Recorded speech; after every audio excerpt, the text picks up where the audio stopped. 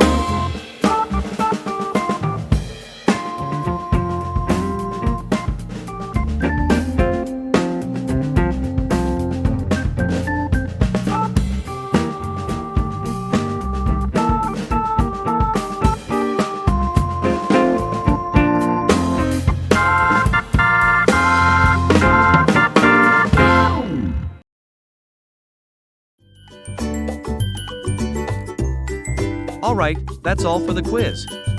Share your score in the comments below and let us know how you did.